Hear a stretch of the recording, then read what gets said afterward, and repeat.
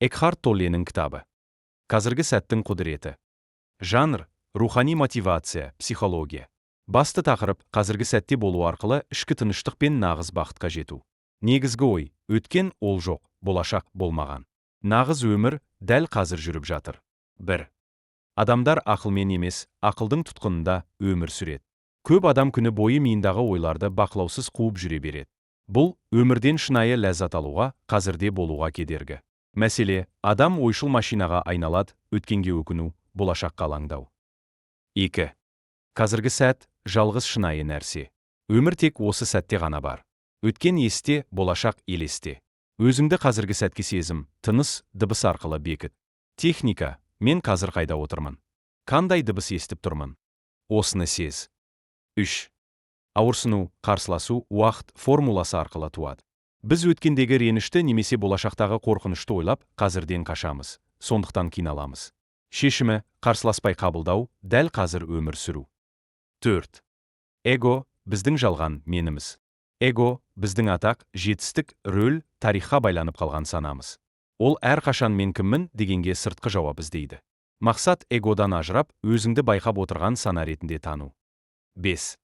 Ой мен сана – екі бөлек нәрсе. Ой – сананың құралы ғана. Бірақ көп адам өз ойларын өзі деп ойлайды. Сен өз ойыңды бақылаушы бола алсаң, шынайы бостандыққа жетесің. 6. Қабылдау, іс-әрекет, не кету, 3 жауап.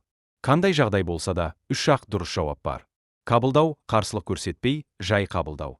Іс-әрекет қажет болса, нақты қадам жасау. Не кету? Шығып кету. Басқа реакция, стресс, азап, ішкі дау. 7.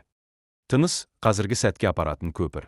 Кез келген сәтте бір терең тыныс алып, өзіңе келу.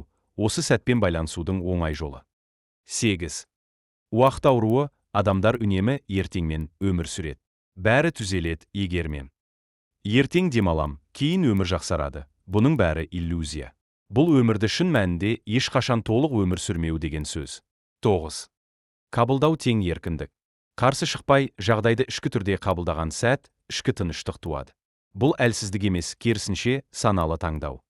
10. Қазірде болу, жаттығу емес, өмір сүру стилі. Кітап тек ой салмайды, түсініп өмір сүруді ұсынады. Қысқа медитациялық тәжірибе, кітаптағы мысал, көзді жұм. Терең тыныс ал. Денеңді сез. Мен қайда отырмын?